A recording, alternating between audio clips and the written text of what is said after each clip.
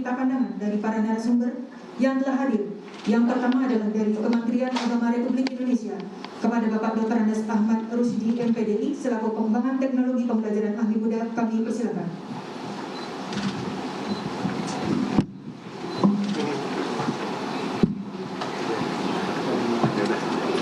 Assalamualaikum warahmatullahi wabarakatuh.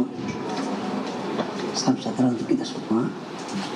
Bapak Kapolda dan Bapak Pangdam Jaya, para kiai baik dari MUI, NU dan Muhammadiyah, PKTK dan juga Kemendikbud, hadirin yang sangat berbahagia, perlu kami sampaikan amanah dari Pak Direktur Pendidikan Dini Adab Pesantren.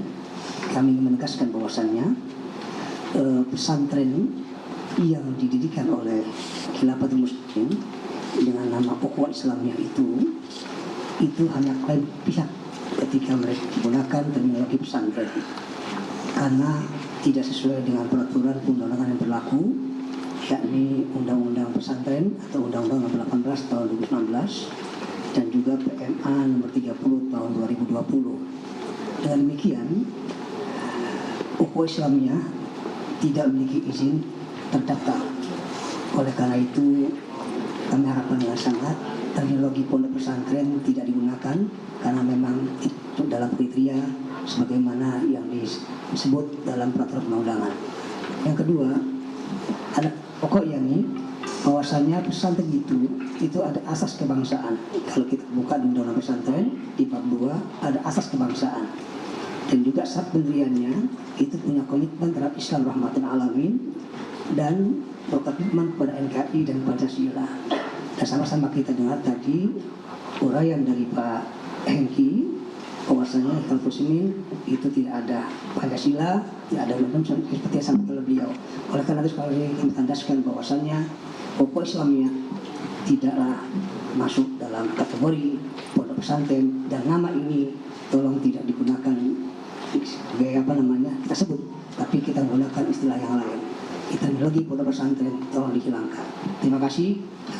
Wassalamualaikum warahmatullahi wabarakatuh. Terima kasih Bapak. Selanjutnya adalah kami meminta pandangan dari Bapak Dr. Chandra Irawan MSI selaku Auditor Utama Ditjen Kementerian Pendidikan Budaya Ristek dan Teknologi Republik Indonesia.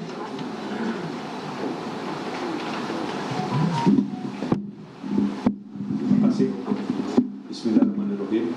Assalamualaikum warahmatullahi wabarakatuh. Salam sejahtera untuk kita semua. Selamat siang. Yang kami hormati Bapak Kapolda Metro Jaya, Bapak Pangdam Jaya dari unsur NU Muhammadiyah dan dari Kementerian Agama serta pihak-pihak yang terkait dengan acara hari ini. Bapak Ibu sekalian, setelah kami mendengar paparan ya baik dari media, dari Kapolda sendiri ya, dan dari Reskrim ya, ada beberapa hal yang perlu kami sampaikan dari Kementerian Pendidikan Budaya Riset dan Teknologi. Pertama-tama ya, kami sampaikan bahwa kami sangat berterima kasih ya kepada jajaran Polda Metro Jaya yang telah berhasil mengungkap jaringan terkait dengan informasi sekolah Khilafatul Muslimin ini. Selama ini kami di jajaran Kementerian Pendidikan Budaya Riset dan Teknologi belum pernah ya mendengar ya tentang penyelenggaraan sekolah ini, ya baik itu yang terkait dengan penyaluran dana BOS, ya terdaftar di Dakodik, ya maupun sekolah-sekolah yang telah dilakukan akreditasi oleh Badan Akreditasi Nasional Sekolah Madrasah maupun BAN dan PNF. Ya. Jadi kami selama ini selalu melakukan pengawasan Bapak Ibu sekalian ya terhadap sistem ya data pokok pendidikan ya maupun turun langsung lapangan ya untuk mengecek keberadaan sekolah-sekolah yang terdaftar di Dapodik maupun yang mendapat penyaluran dana bantuan operasi sekolah. Ya, jadi sekali lagi kami sangat berterima kasih ya bahwa Kapolda ini ternyata berhasil mengungkap ya ada 25 sekolah ya yang kami ikuti. Ya. Berikutnya juga terkait dengan pembiayaan pendidikan bagi ibu sekalian. Ya. Kami juga mendengar bahwa lembaga ini dalam melakukan pembiayaan pendidikan yaitu kepada wali murid, ya, orang tua murid atau peserta didik diwajibkan untuk berbayar kepada Khalifah Khilafatul Muslimin, di mana harus membayar zakat, infak dan sedekah sebesar 10% sampai 30%. Bapak Ibu sekalian, ya, dalam penyelenggaraan pendidikan tidak dikenal ya istilah berbayar ya pada siapapun. Ya, ada ketentuan-ketentuan ya yang diatur ya dalam penerimaan peserta didik baru. Ya. Jadi rekan-rekan media bisa membayangkan ya apakah langkah-langkah ya yang diambil ormas ini dalam pendidikan itu telah sesuai dengan ketentuan yang sudah ditetapkan oleh kementerian. Ya. Berikutnya juga kami mendapat informasi bahwa pondok pesantren tersebut menjalankan beberapa jenjang. Kami mohon maaf apabila kami menggunakan istilah pondok pesantren, karena dari pihak Kemenak sendiri menyatakan bahwa ini bukan kategori dari pondok pesantren.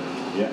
Kami pun ya, setelah melihat kondisi sekolah, kami juga menyatakan bahwa ini sesungguhnya bukan yang namanya sekolah, ya, bukan yang namanya satuan pendidikan, sebagaimana diamatkan dalam Undang-Undang Sistem Pendidikan Nasional maupun dalam PP 17 tahun 2020 ya, tentang pengelolaan dan penyelenggaraan pendidikan ya, di mana ormas ini menyediakan SD ya, dengan masa pendidikan selama 3 tahun, SMP masa pendidikan selama 2 tahun, SMA masa pendidikan selama 2 tahun, dan setara pendidikan tinggi masa pendidikan selama 2 tahun. Ya, perlu kami sampaikan juga berdasarkan PP 17 tahun 2010 tentang pengelolaan dan penyelenggaraan pendidikan ya, itu dinyatakan ya, bahwa untuk penyelenggaraan pendidikan ya, SD dan MI atau bentuk lain yang sebenarnya terdiri dari 6 tingkatan kelas ya. Kelas 1, kelas 2, kelas 3, kelas 4, kelas 5 dan kelas 6. Artinya masing-masing kelas ini adalah 1 tahun ya untuk SD ya. Artinya 6 tahun. Untuk SMP, SD maupun MI itu 6 tahun ya. Sedangkan SD dan MTS ya atau bentuk lain yang sederajat terdiri dari 3 tingkatan kelas, yaitu kelas 7, kelas 8, dan kelas 9 ya. Artinya SMP dan MTS harus dilaksanakan selama minimal 3 tahun ya, dengan kondisi lancar ya. Hal ini pun juga berlaku bagi sekolah menengah atas ya. Jadi Bapak Ibu sekalian bisa dibandingkan ya dengan penyelenggaraan pendidikan yang dilaksanakan oleh ormas ini ya.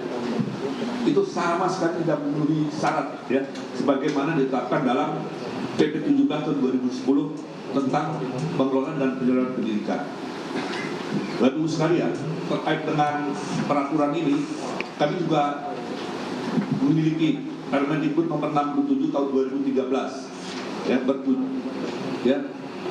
tentang kerangka dasar dan struktur sekolah dasar dan MI ya, di mana tujuan kurikulum 2013 adalah mempersiapkan manusia Indonesia agar memiliki kemampuan hidup sebagai pribadi dan warga negara yang beriman, produktif, kreatif, inovatif, dan efektif, serta mampu berkontribusi pada kehidupan masyarakat, berbangsa, bernegara, dan peradaban dunia. Ya. Berbangsa, bernegara dalam hal ini adalah negara Indonesia, Bapak Ibu sekalian, yang berdasarkan pada Pancasila Undang-Undang Dasar 1945. Ya, dan ini juga tercantum dalam Undang-Undang Sistem Pendidikan Nasional, Undang-Undang Nomor 20 Tahun 2003, Bapak Ibu sekalian. Berikutnya adalah terkait dengan Undang-Undang Nomor 12 Tahun 2012. Ya, itu tercantum dalam pasal 18 ayat 3. Ya, ini untuk pendidikan tinggi, di mana program sarjana wajib memiliki dosen yang berkualifikasi akademik, ya, minimum lulusan program magister atau sederajat. Ya. Jadi Bapak sekalian sampai saat ini ya kami masih mengharapkan dan menunggu hasil penyelidikan dari Polda Metro Jaya ya, terkait dengan identitas ya, satuan pendidikan ini. Ya. Kami akan siapkan data dan peraturan. Ya, apabila kami sudah mendapatkan data dan informasi yang lengkap. Bapak Ibu sekalian, sebagai penutup kami akan sampaikan bahwa pada prinsipnya Kemdikbudristek mengapresiasi tindakan yang dilakukan oleh Polda Metro Jaya dalam penanganan kasus ormas di Laboratorium Muslimin ini. Dan kami siap mendukung data dan peraturan ya, terkait penanganan ormas Khilafatul Muslimin yang dilakukan oleh Polda Metro Jaya. Kami berharap data lembaga pendidikan yang terkait dengan ormas Khilafatul Muslimin dapat kami peroleh untuk dilakukan pengecekan. Demikian Bapak Ibu sekalian, rekan-rekan media, apa yang bisa kami sampaikan terkait dengan informasi ini. Untuk itu kami ucapkan terima kasih. Wabillahi taufiq wal hidayah. Wassalamualaikum warahmatullahi wabarakatuh.